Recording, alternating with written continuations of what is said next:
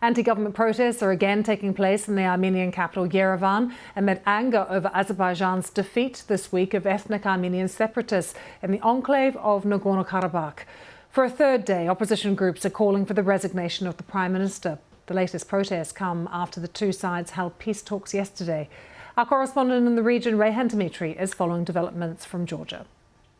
Well, so far, it appears that the ceasefire is holding, although earlier today we heard a statement from Azerbaijan's presidential advisor who said that Azerbaijan was preparing to offer an amnesty for Karabakh Armenian fighters who agreed to lay down their arms. That announcement came, according to Azerbaijan, amidst reports that some military units, Karabakh Armenian military units, have refused to lay down their arms, and they pledged to continue their resistance to Azerbaijani forces. The humanitarian situation is really critical and difficult in the regional capital, Stepanakert.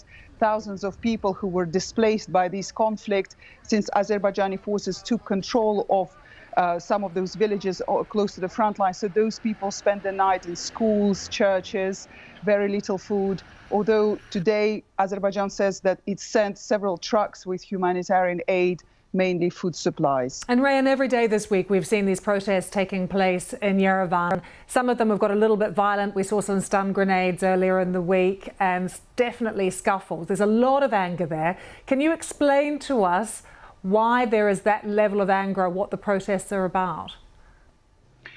Well, the protests in Yerevan are mainly kind of people are really angry at the Prime Minister, Nikol Pashinyan, for handling this crisis. They're demanding his resignation. They're demanding to open up a humanitarian corridor for Karabakh Armenians so that those who want to flee can come to Armenia.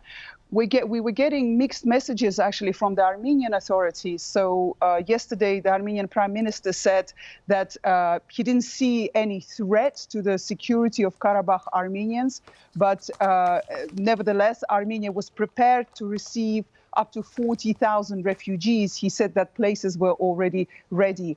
Going back to the protests in Yerevan, that anger is also aimed at Russia.